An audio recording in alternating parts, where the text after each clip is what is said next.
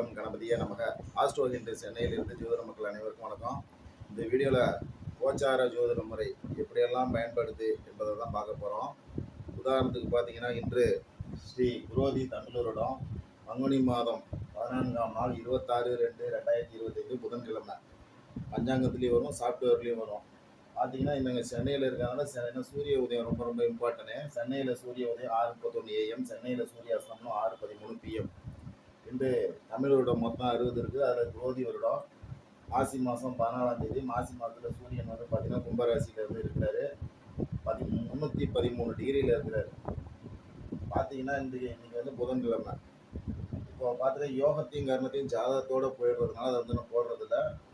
ஏன்னா வாழும் வரை நட்சத்திரங்கிறது நட்சத்திரம் ரொம்ப முக்கியமானது.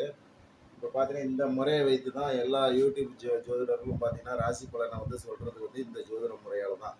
அதனால் எப்படி பார்க்கறதுன்னு பார்க்கலாம். இப்போ உதாரணத்துக்கு வந்து பார்த்தீங்கன்னாக்கா, இன்று 2025 வருடம். இந்த 2025 வருடத்தில் யார் யார் கஷ்டத்தில் இருப்பா, எந்தெந்த நட்சத்திரக்காரங்க எந்தெந்த ராசிக்காரங்க கஷ்டத்தில் இருப்பா அப்படின்னு பார்க்கும்போது, முக்கியமாக அந்த பாவகிரகங்கள், முக்கியமான பாவகிரகங்கள் 100% பாவகிரகங்கள் யார் அப்படின்னு பார்த்தீங்கன்னாக்கா, சூரிய புத்திரர் சனி பகவான், ராகு கேது.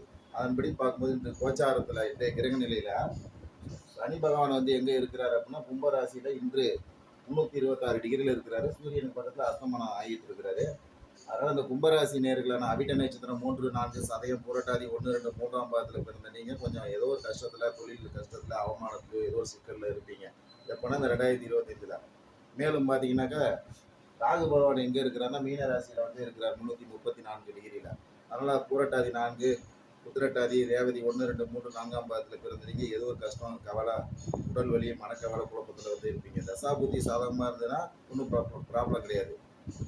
தசாபுத்தி பாதகமாக இருக்கிறவங்களுக்குன்னா கொஞ்சம் சிக்கல் பிரச்சனையெல்லாம். அதன்படி பார்க்கும்போது கேது பகவான் எந்த ராசியில் இருக்கிறாரு?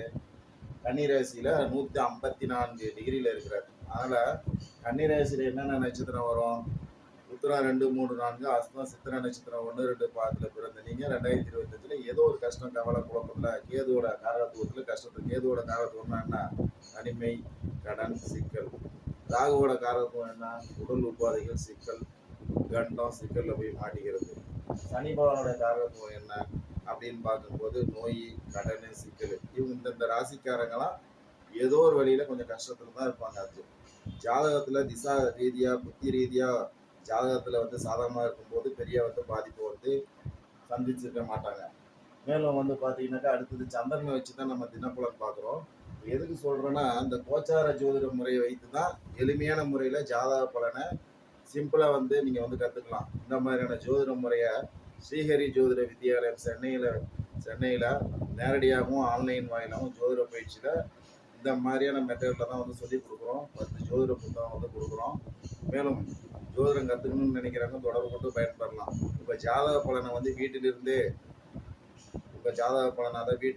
என்ன ஜாதக பலனா, திருமணம், டைவோர்ஸு, காதல், மேலும் பார்த்தீங்கன்னா வழக்கு, தொழில் முறையில் கொஞ்சம் சிக்கல், இந்த மாதிரியான பிரச்சனைகள் இருக்கிறவங்களாம் www.astromoon.inங்கிற வெப்சைட்டில் போய் அதில் உள்ள நம்பரை வந்து தொடர்பு கொண்டு பயன்பெறலாம். இங்கே வந்து பார்த்தீங்கன்னா அனுபவம் பெற்ற ஜோதிடர்கள் வந்து இருக்கிறாங்க. இப்போ ஜாதக பலனை எளிமையான பரிகாரத்தோடு சொல்லுவாங்க. மீண்டும் ஒரு அடுத்த வீடியோவில் சந்திக்கும் வரை 12 ராசி நேயர்கள் மற்றும் 27 நட்சத்திர நண்பர்கள் அனைவருக்கும் நன்றி, வணக்கம். வாழ்க ஜோதிடம், வாழ்க நவகிரகம்.